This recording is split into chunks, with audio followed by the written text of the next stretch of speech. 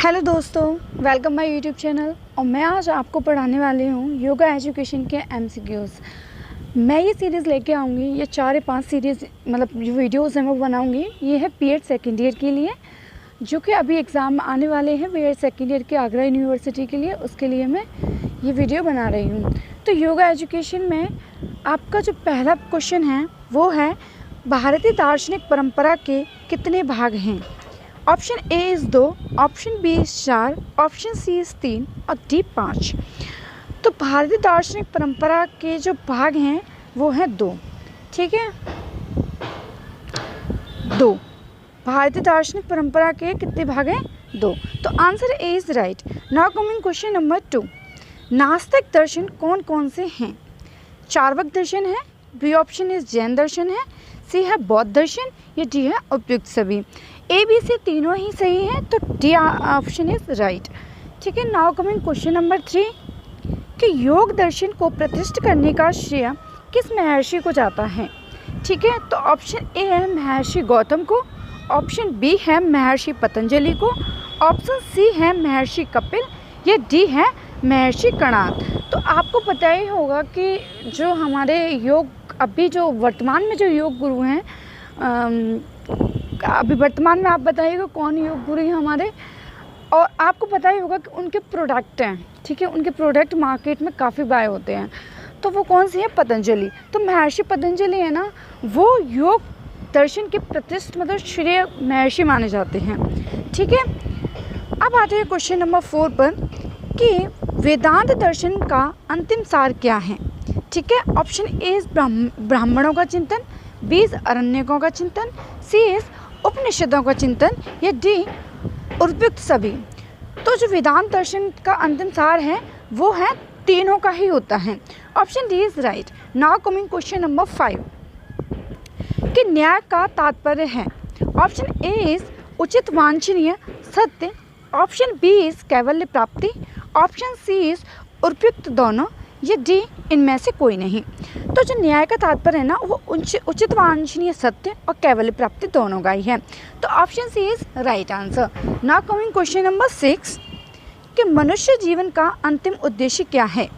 ठीक है, option A is निर्विकल्प समाधि है, ऑप्शन बी इज कैवल्य की प्राप्ति है, ऑप्शन सी इज उपयुक्त दोनों है, या डी इनमें से कोई नहीं। तो निर्विकल्प समाधि और कैवल्य की प्राप्ति दोनों ही हैं, तो D answer is right. Now coming question number 7 कि जैन दर्शन में पृथ्वी को कितने तत्वों से बना है? जैन दर्शन में पृथ्वी को कितने तत्वों से बना है? 4 तत्व हैं, 3 तत्व हैं, 2 हैं, या 5 हैं? तो 3 तत्व हैं, 4 तत्व हैं। 4 तत्वों से जैन दर्शन में माना गया है। सॉरी टू से option A is right answer. Now coming question number 8 कि बौद्ध दर्शन का सार क्या है? ठीक है, बौद्ध दर्शन का सार क्या है? फर्स्ट है दुख है, बी दुख का कारण व दुख शांत है, सी दुख दूर करने के उपाय हैं, डी उपयुक्त सभी। तो जो राइट आंसर है वो उपयुक्त सभी है, डी आंसर, क्योंकि उन तीनों में ही सार को बताया है दुख के बारे में। नाउ कमिंग क्वेश्चन नंबर 9 जो तत्व मीमांसा के कितने तत्वों का विवेचन प्रस्तुत किया गया है? ऑप्शन ए संचार के मूल तत्व, बी मानव के मूल तत्व, सी ऑप्शन मतलब जो उपयुक्त दोनों हैं, ये डी इनमें से कोई नहीं। तो जो संचार के मूल तत्व मानव के मूल तत्व है वो तत्व मीमांसा में दोनों का ही है। Option C is right. Now coming question number 10 ठीक है, मन के अंगों को कितने भागों में बांटा गया है? ऑप्शन ए 3 में बांटा गया है, बी 4 में बांटा गया है, सी 5 में बांटा गया है, या 7 में बांटा गया है। तो जो मन के अंगों को भाग में बांटा गया है ना, वो 3 भागों में बांटा गया है। तो option is right answer. Now coming question number 11 Gita में भक्ति का मार्ग किसे बताया गया? भक्ति का मार्ग किसे बताया गया? ऑप्शन ए इज ज्ञान को, ऑप्शन बी भक्ति को, ऑप्शन सी कर्म को, या डी उपयुक्त सभी को। तो गीता में जो भक्ति का मार्ग बताया गया है वो तीनों को ही बताया गया है। आप ज्ञान से भक्ति कीजिए, आप भक्ति से भक्ति कीजिए, या आप कर्म से भक्ति कीजिए। तो option D is right answer. Now coming question number 12 कि योग जीवन आत्मा का मिलन है, यह परिभाषा किस में बताई गई? ऑप्शन ए है वेदांत में, ऑप्शन बी इज उपनिषद में, सी इज न्याय में, डी मोक्ष कर्म में। ठीक है, तो ऑप्शन ए इज राइट। वेदांत में बताया गया है योग जीवन आत्मा का मिलन है। नाउ कमिंग क्वेश्चन नंबर 13 कि योग में किन शक्तियों का विकास किया जाता है? शारीरिक किया जाता है, मानसिक किया जाता है, गुप्त किया जाता है, या तीनों ही? तो शारीरिक, मानसिक और गुप्त तीनों ही विकास किए जाते हैं। तो option D is right answer. Now coming question number 14 कि योग वह प्राचीन पथ है जो व्यक्ति को अंधेरे से प्रकाश में लाता है। यह परिभाषा किस विद्वान की है? तो ये जो परिभाषा है वो किस विद्वान की है कि योग मतलब वो ऐसा पथ है कि व्यक्ति को अंधेरे से प्रकाश में लाता है।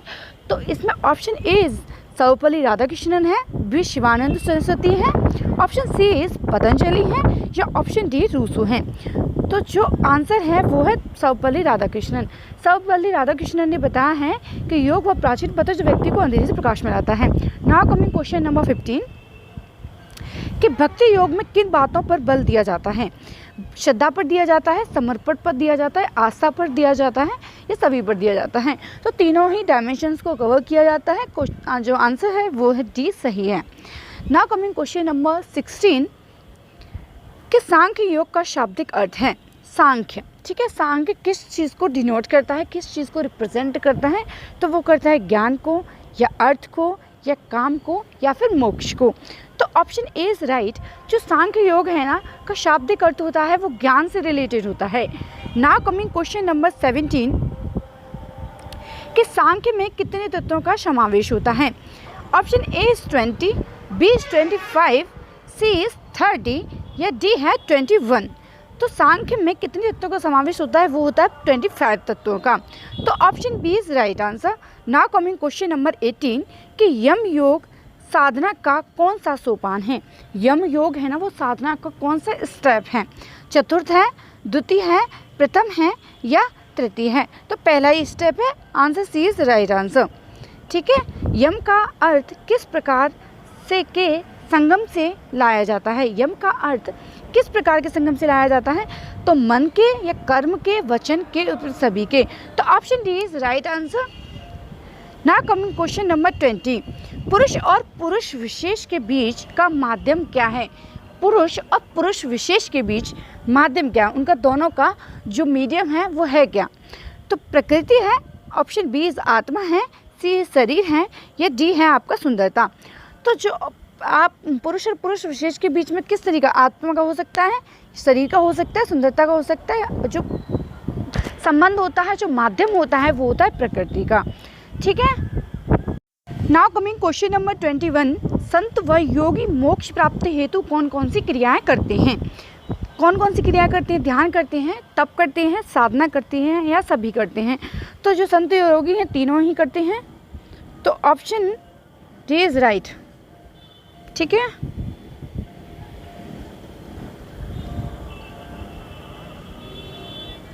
Option D is right answer. Now coming question number 22 जिन साधनों को अपनाकर आत्मा की सिद्धि और मोक्ष की प्राप्ति होती है उसे लोग कहते हैं। ठीक है, ये लोग की परिभाषा किस धर्म में दी गई है? ठीक है, कि जिन साधनों को अपनाकर आत्मा की सिद्धि और मोक्ष की प्राप्ति होती है।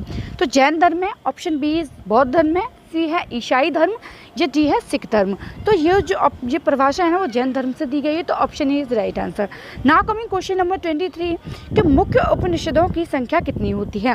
12 होती है, 13 होती है, 14 होती है, 15 होती है? तो मुख्य उपनिषदों की जो संख्या होती है वो है 13। नाउ कमिंग क्वेश्चन नंबर 24 कि मन को एकाग्रता के साथ एक विषय पर लगाना क्या कहलाता है? ऑप्शन ए इज ध्यान, ऑप्शन बी इज अवधान, सी प्रत्याहार, डी ऑप्शन इज आसन। तो जो मन को एकाग्रता के साथ जो एक विषय पर लगाया जाता है तो वो कहलाता है ध्यान। Option A is right answer. Now coming question number 25 कि प्रकृति किस प्रकार की गुणों से परिपूर्ण है? ऑप्शन ए इज व्यक्त, बी अव्यक्त, सी उपयुक्त सभी, उपयुक्त दोनों, या इनमें से कोई नहीं? तो व्यक्त और अव्यक्त दोनों ही प्रकृति के गुणों से परिपूर्ण हैं।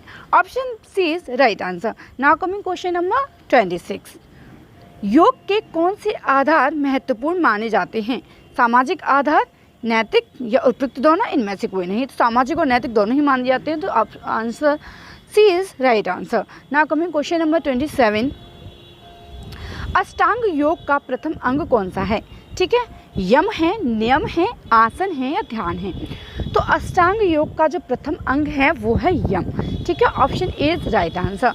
नाउ कमिंग क्वेश्चन नंबर 28 कि यम द्वारा योगी के मन में कौन कौन से भाव उत्पन्न होते हैं? ऑप्शन ए शुभ भाव, बी आंतरिक भाव, सी उपयुक्त दोनों, इनमें से कोई नहीं। तो शुभ भाव और आंतरिक भाव दोनों ही हैं, तो option C is right answer. Now coming question number 29 कि पाणिनि के अनुसार योग शब्द की उत्पत्ति किस धातु से हुई है? ठीक है, अकॉर्डिंग टू पाणिनि। ठीक है, ऑप्शन ए इज युजर योगे, बी इज युग समाधो, युज, ऑप्शन सी इज युज संयमने, या डी उपयुक्त सभी। तो तीनों से ही जो योग के शब्द की उत्पत्ति है वो तीनों से ही हुई है, तो option D is right answer. Now coming question number 30 योग शब्द की उत्पत्ति किस धातु से हुई है? तो ऑप्शन ए संयोग, बी समाधि, सी युंज, या डी इनमें से कोई नहीं।